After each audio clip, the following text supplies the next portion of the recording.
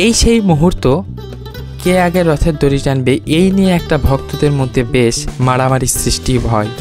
আর হবে নাই বা কেন, আমাদের প্রত্যেকেরই ইচ্ছা যেন আমরা একবার ভগবানের সেই রথের দড়িকে স্পর্শ করতে পারি।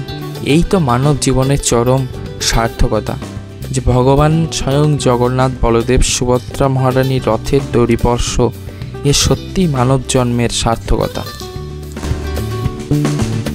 আর জগন্নাথ দেব আমাদেরকে অপলক দৃষ্টিতে শুধু তাকিয়ে থাকবেন। আজ আমরাই শুধু নয়, সেও আমাদের দিকে তাকিয়ে থাকবে। মাঝে মধ্যে ভগবান কৃপা বর্ষণরূপী বৃষ্টি সৃষ্টি করলেন, কিন্তু পরিস্থিতি যাই হোক না কেন, ভক্তরা কিন্তু থেমে থাকবে না রথ টানা থেকে। সে যে কোনো মন্দিরই হোক, সে একচক্রা ধামই হোক আর মায়াপুর নবদ্বীপ ধামই হোক বা পুরী ধামই হোক, রথ কিন্তু ভক্তরা অবশ্যই টানবে, এ কথা সত্য। সব ভক্তরাই কিন্তু রথযাত্রায় বেশ মেতে উঠেছে, সবাই আনন্দ হই হুল্লোড়ে মেতে উঠেছে।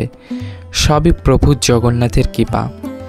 আমরা সবাই জানি জগন্নাথ দেবের রথ কিন্তু পুরী ধামে জগন্নাথ মন্দির থেকে গুন্ডিচা মন্দির অর্থাৎ তার মাসির বাড়িতে রওনা দেয়।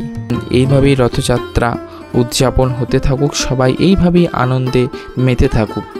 আর এখান থেকেই রথটিকে ঘুরিয়ে নিয়ে আবার গর্ভগৃহের দিকে রওনা দেওয়া হয়।